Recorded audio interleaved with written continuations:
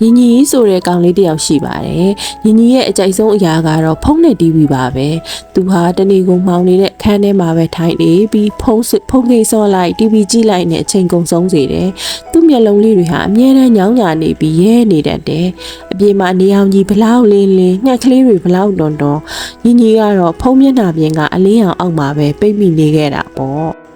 တရက်မှာတော့ထူးဆန်းတဲ့အရာတစ်ခုဖြစ်ပျက်ခဲ့တယ်။ညီညီဖုံးကိန်းစော့နေရင်အသေးအတန်အမှတ်တွေယူနေတဲ့အချိန်ပေါ့။ရုတ်တရက်ဖုံးမျက်နှာပြင်ကမှောင်တိကျသွားတယ်။ဟင်းဘာဖြစ်တာလဲ။ညီညီစိတ်ပူသွားပြီးဖုံးကိုလှုပ်ခါကြည့်ပေမဲ့ဘာမှမဖြစ်လာဘူး။အဲဒီနောက်မှောင်နေတဲ့မျက်နှာပြင်ပေါ်မှာထူးဆန်းတဲ့အစိမ်းရောင်စာသားတွေပေါ်လာတယ်။ညီညီမင်းရဲ့ကဘာကြီးမှာအယောင်တွေပျောက်ဆုံးနေပြီ။မင်းကိုယ်တိုင်ပြင်ထွက်ပြီးအယောင်၃မျိုးကိုရှာနိုင်မှဖုံးကပြန်ပွင့်လာလိမ့်မယ်။မဟုတ်ရင်မင်းဒီအမောင်ကဘာထဲမှာထာဝရပိတ်မိနေလိမ့်မယ်တဲ့။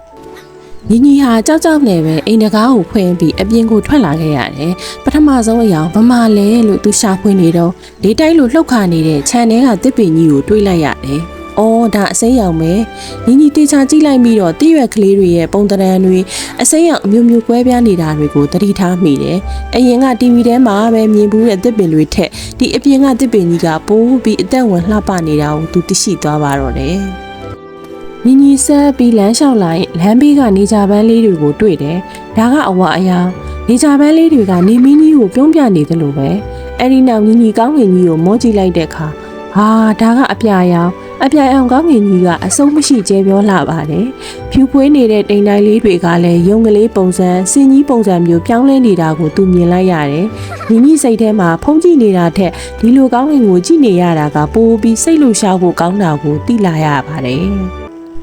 ညီညီအယောင်၃မျိုးလုံးကိုတွေ့ပြီးနောက်အိမ်ကိုပြန်ပြေးလာခဲ့တယ်။သူအခန်းထဲကိုဝင်လာတဲ့အခါဖုံးမျက်နှာပြင်ကပြန်လင်းလာပြီ။ဒါပေမဲ့ညီညီဟာအရင်လိုဖုံးကိုချက်ချင်းမကင်တော့ဘူး။သူပြုံးပြီးစဉ်းစားလိုက်တယ်။ဖုံးနဲ့အယုတ်တွေထွက်အပြင်လောကကအယောင်တွေတစ်ပင်တွေကောင်းငင်ကြီးကပူလှပါလား။ငါဖုံးကိုခဏပဲကြည့်တော့မယ်တဲ့။အဲ့ဒီနေ့ကစပြီးညီညီဟာအပြင်ထွက်ဆော့တယ်စာဖတ်တယ်ညနေဆိုရင်ကောင်းငင်ကြီးကိုကြည့်ပြီးပုံမြင့်တွေတီထွင်တယ်ညီညီရဲ့မျက်လုံးလေးတွေဟာလည်းအမြဲတမ်းတောက်ပပြီးကျန်းမာနေပါတော့တယ်